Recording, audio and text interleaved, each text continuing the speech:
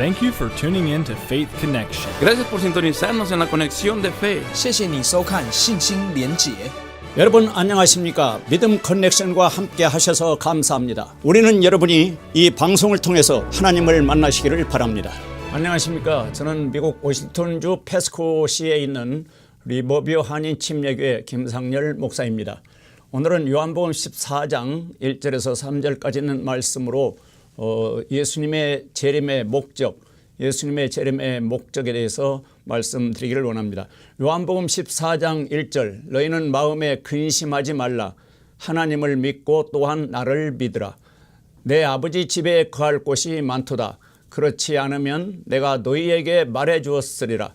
내가 너희를 위해 처소를 예비하러 가노니 가서 너희를 위해 처소를 예비하면 내가 다시 와서 너희를 내게로 받아들여 내가 있는 곳에 거기에 너희도 있게 하리라. 이 말씀을 보면 예수님께서 이제 가서 처소를 예비하면 내가 다시 와서, 예수님께서 다시 와서 너희를, 그 예수 그리스도를 영접하고 구원받은 제자들을 내게로 받아들여 내가 있는 곳에 거기에 너희도 있게 하리라, 이런 약속의 말씀입니다.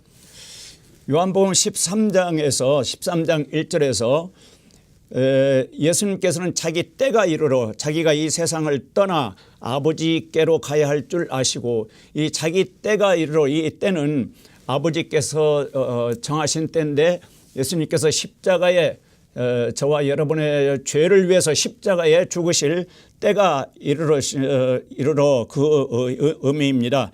이제 마지막으로 제자들과 이제 그 최후의 만찬을 나누고 이제 십자가에 죽으시러 가시기 전 그 이야기가 요한복음 13장에서 17장까지 그 내용을 알 수가 있는데, 요한복음 13장 33절에 어린아이들아, 내가 아직 잠시 동안은 너희와 함께 있노라.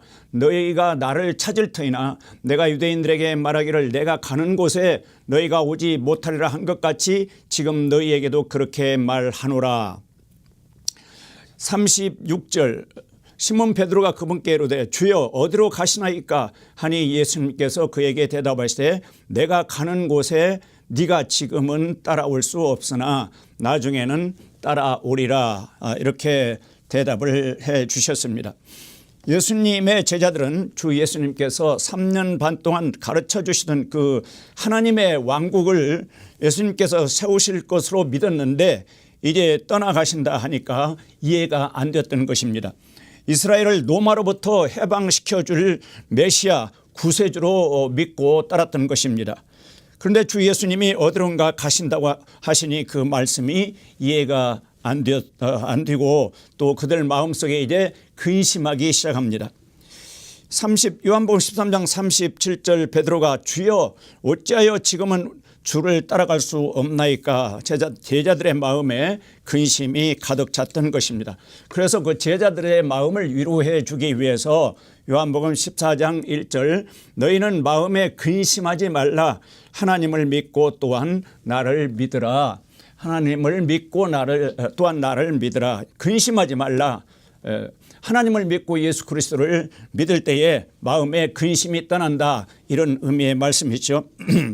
아직도 예수님을 믿지 않으신 분은 오늘 이 말씀을 듣고 회개하고 예수 그리스도를 마음에 받아들이시면 근심, 걱정, 불안이 떠나는 그런 인생을 사실 수 있습니다. 여기 이제 요한복음 13장 18절, 요한복음 13장 18절, 내가 너희 모두를 가리켜 말하지 아니하노니 나는 내가 택한 자들이 누구인지 아노라.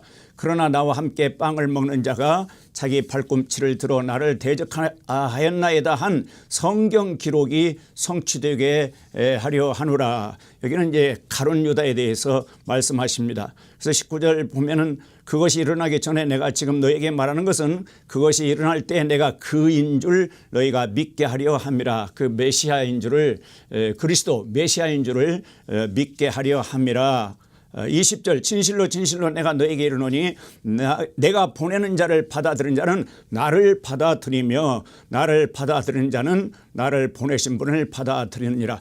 예수님께서 보낸 그 제자들을 영접하면 곧 예수님을 영접한 것과 같고, 또 예수님을 영접하면 예수님을 보내신 하나님 아버지를 영접하는 것과 똑같다. 그래서 예수 그리스도를 영접하면 곧 하나님 아버지를 영접하는 것과 똑같다는 이런 진리의 말씀을 주셨습니다. 그래서 이제 요한복음 14장으로 넘어가면은 여기서 이제 우리가 알아야 할 것은, 가서 이렇게 말씀합니다. 내가 너희를 위해 처소를 예비하면 내가 다시 와서 너희를 내게로 받아들여 내가 있는 곳에 거기에 너희도 있게 하리라. 가서 뭐 하신다고 했냐면 처소를 예비하신다, 그런 말씀을 하셨습니다. 그럼 누구를 위한 처소인가? 예수 그리스도를 영접하고 구원받은 그 그리스도인들, 하나님의 자녀들을 위해서, 또 제자들을 위해서 처소를 예배하러 가신다는 거예요. 처소를 다 예배하면 이제 다시 데리러 다시 오시겠다고 이런 말씀을 하셨는데, 여기 이 말씀을 이해하기 위해서는 유대인의 결혼 풍습을 이해해야만 이 말씀을 정확히 이해할 수 있습니다. 유대인의 결혼 풍습은, 유대인들은 13세가 되면 이제 성인으로 인정을 하고, 그 부모가, 아버지가 이제 그 아들을 결혼시키기 위해서 또 어떤 그 집의 처녀를 이렇게 정해서, 그러니까 약혼을 하도록 아버지가 정해서 아들을 그 처녀 집으로 보냅니다, 먼저. 그래서 그 아들은 아버지의 명령에 따라서 그 처녀 집으로 갑니다. 가서 무엇을 하냐면은 결혼 지참금을 지불합니다.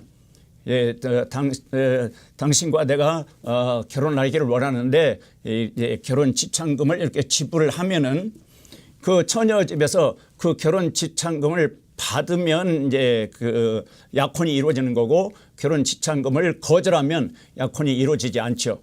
그래서 이제 결혼 지참금을 받았어요. 이제 받아들이면은 그 다음에 이제 남자가 포도주를 따라서 이렇게 선물로 준다고 합니다.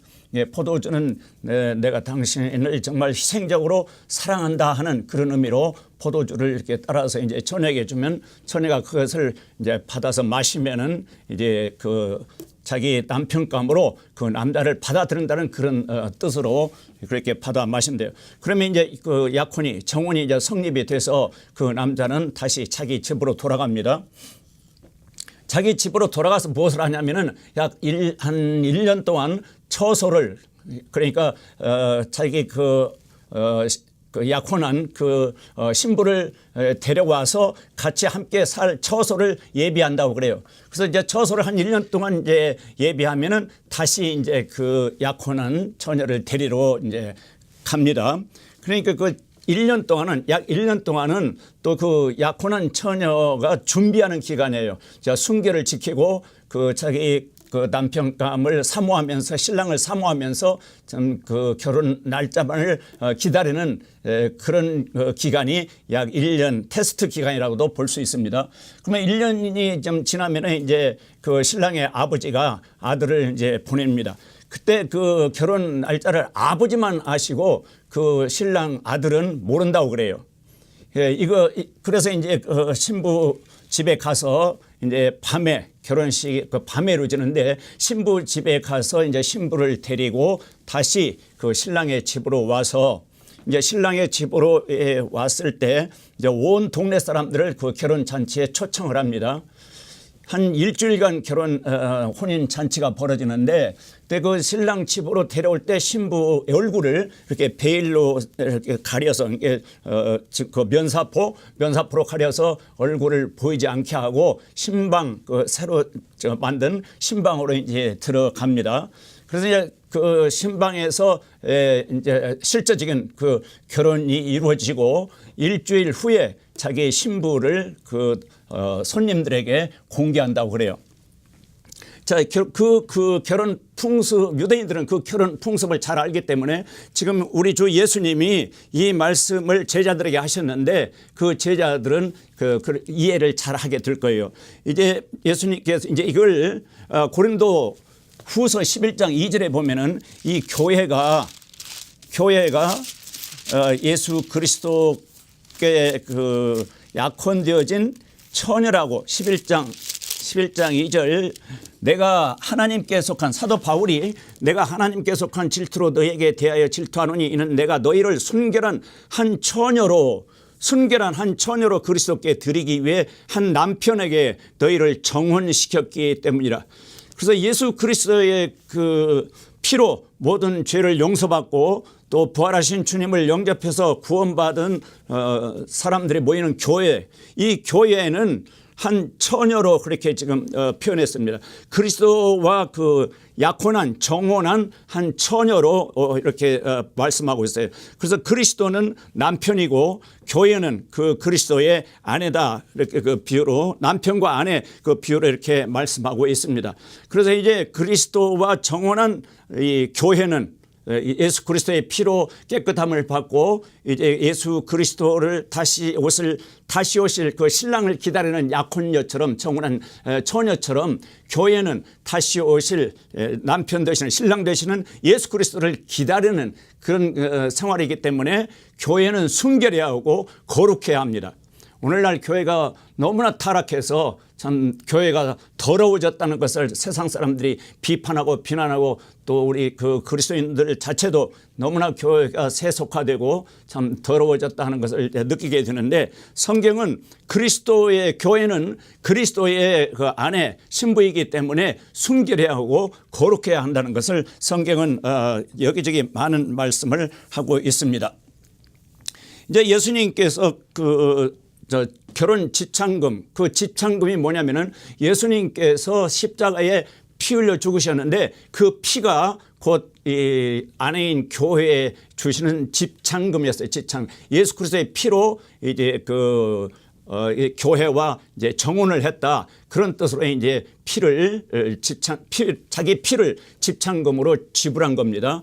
그러게 이제 또 새 언약의 피, 그 빵과 또 포도주로 그 최후의 만찬에서 이제 주의 만찬식을 하지 않습니까? 그 포도즙은 이제 내가 희생적으로 너희를 위해서 십자가에서 피 흘려 죽을 거다.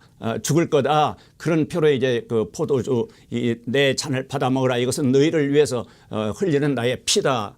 그렇게 그 신랑이 유대인 결혼 풍습의 신랑이 그 약혼한 처녀에게 그 포도주를 주었듯이 우리 주 예수님도 그 새 언약의 피를 상징하는 포도주를 주시고 이제 주님이 다시 오실 때까지 그 주의 만찬식을 하라고 좀 성경에 말씀하고 있잖아요. 그래서 우리는 신랑 되시는 예수 그리스도 그분이 이제 교회를 데리러 다시 오실 거다 그렇게 믿고 어느 날 교회를 데리러 다시 오실 거다 믿고 오실 그때까지 주님의 그 살을 상징하는 빵 그리고 주님의 피를 상징하는 그 포도즙 그것을 오실 때까지 교회는 그 주의 만찬식을 하고 있습니다. 여러분 예수 그리스도를 믿지 않는 분은 소망이 없습니다.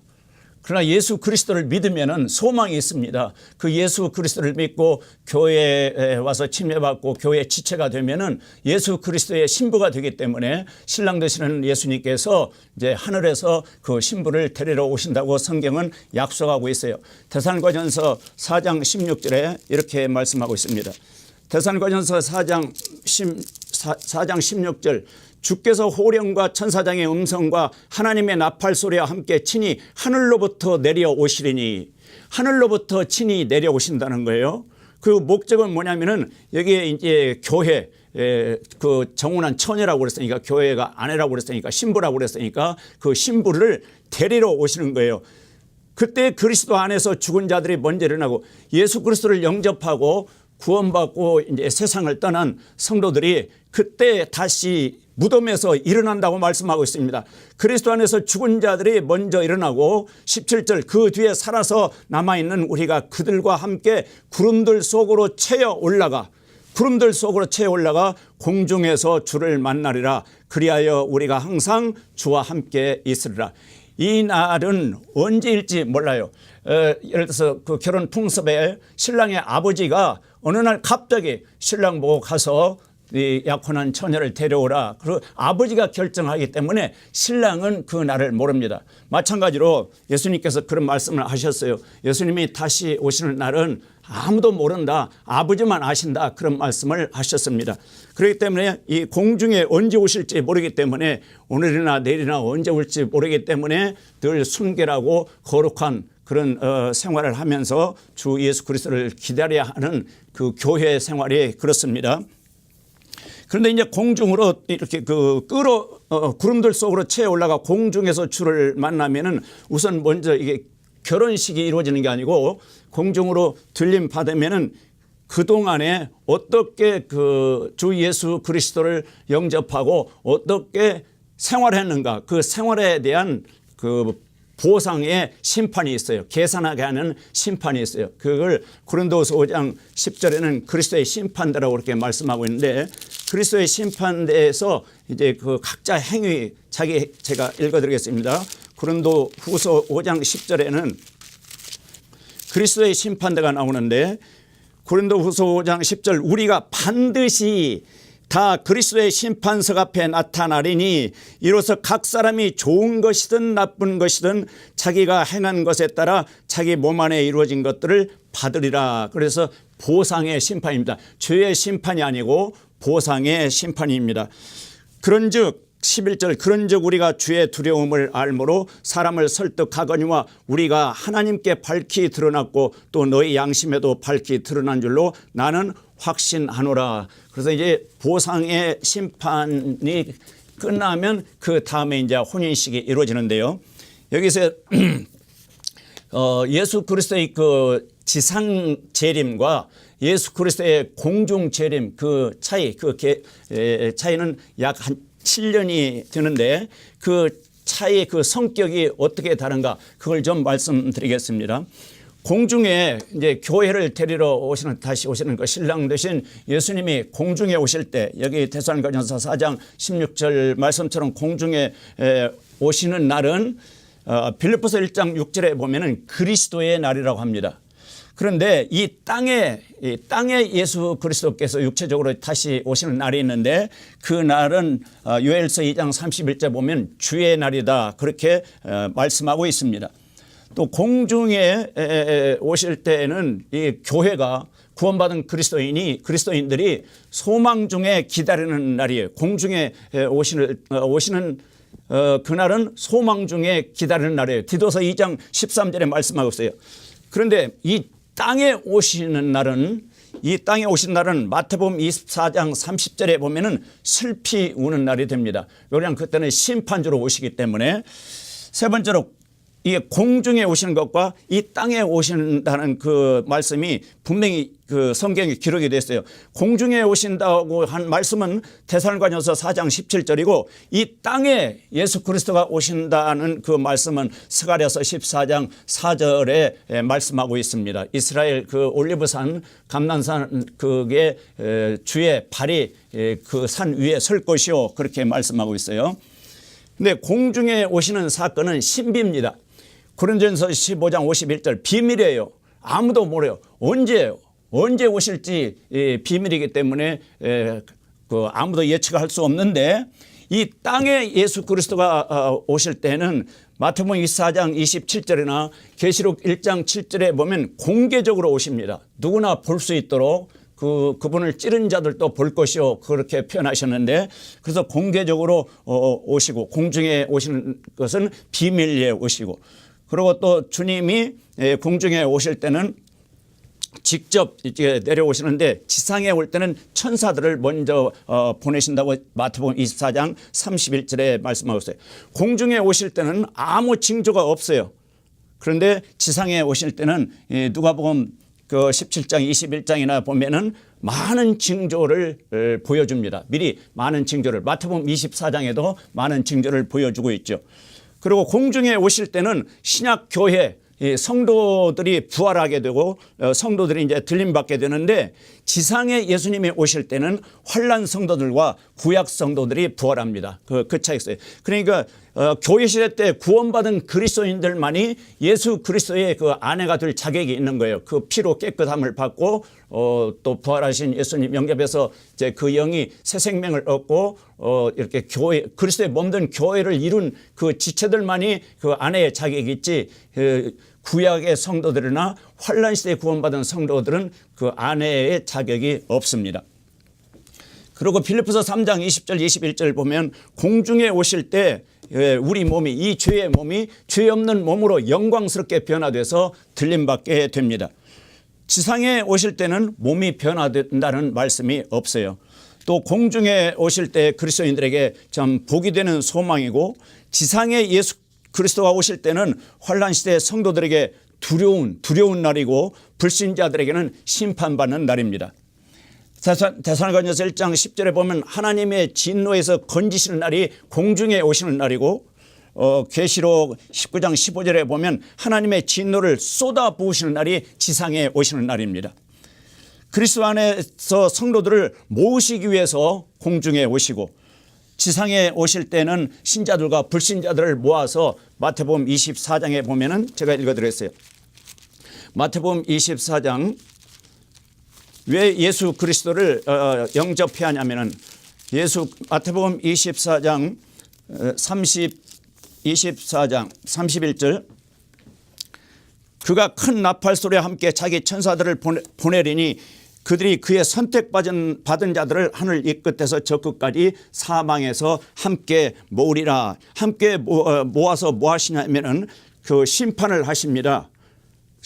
심판을 이렇게 말씀 36절 그러나 그 날과 그 시각은 결코 아무도 알지 못하나니 하늘의 천사들도 알지 못하고 오직 내 아버지만 아시느니라 이렇게 말씀하고 있습니다. 40절 그때에 두 사람이 들에 있을 텐데 하나는 붙잡혀가고 다른 하나는 남겨질 것이요 두 여자가 방앗간에 맷돌을 갈고 있을 텐데 하나는 붙잡혀가고 다른 하나는 남겨지리라. 그러므로 깨어있으라. 어느 시각에 너희 주가 올지 너희가 알지 못하느니라. 여기 이제 두 사람 중에 하나는 붙잡혀가고 하나는 남겨진다. 이것은 그때 이제 예수님이 이렇게 지상에 재림할 때 유대인들 중에 예수 그리스도를 믿고 영접한 유대인들이 있고 예수 그리스도를 믿지 않고 거절한 유대인들이 있는데 예수 그리스도를 거절한 유대인들이 붙잡혀 가서 죽임을 당한다. 그런 의미입니다. 그런데 예수 그리스도를 마음에 영접한 사람들은 살아남고 그런 뜻이에요. 민족들의 심판이 그 25장 31절에 민족들의 심판이 있어요. 사람의 아들이 자기의 영광 중에 모든 거룩한 천사와 함께 올 때 자기의 영광의 왕좌에 앉아서 25장 31절 마태복음 모든 민족들을 자기 앞에 모으고 목자가 염소들로부터 자기 양들을 갈라내듯 그 일을 일일이 분리하여 양들은 자기 오른편에 두되 염소들은 왼편에 두리라. 예수 그리스도를 왜 영접해야 하는가? 예수 그리스도를 왜 믿어야 하는가? 예수 그리스도를 마음에 영접하면은 여기 양에 속합니다. 양, 예수 그리스도의 양에 속해요. 요한복음 10장에 주님이 선한 목자고 그 주 예수 그리스도를 믿는 사람들을 양들이라고 그렇게 표현했어요. 그런데 예수 그리스도를 믿지 않는 예수 그리스도를 영접하지 자기 구원자로 영접하지 않으면 염소에 해당해요. 염소. 그래서 양들은 이 말씀을 쭉 읽어보면은 41절 그때 그가 왼편에 있는 자들에게 그러니까 염소에 해당하는 그 민족들에게는 저주를 받은 자들아 너희는 내게서 떠나 마귀와 그의 천사들을 위하여 예비된 영존하는 불에 들어가라. 예수 그리스도를 영접하지 않은 사람들 염소에 해당하는데 마귀와 그의 심부름꾼들을 위하여 예비된 영원히 있는 불에 들어가게 됩니다. 그런데 여기 끝에 25장 46절에 보면은 그리하여 이들은 영존하는 형벌에 들어가되 의로운 자들은 영원한 생명에 들어가리라. 이게 의로운 자들은 이제 양들에 속한 사람들이죠. 예수 그리스도를 의로우신 예수 그리스도를 영접하면은 의로운 자가 됩니다. 그런데 그 의로운 자들에게 약속을 어떻게 했냐면은 영원한 생명에 들어가라. 이게 영원한 생명에 들어가는 사람들이 있고 영원한 그 마귀가 들어가는 영원한 지옥 불못에 들어가는 사람들이 있기 때문에 예수 그리스도를 지금 영접하셔야 합니다. 언제 공중에 오실지 아무도 모릅니다. 아무 징조도 없어요.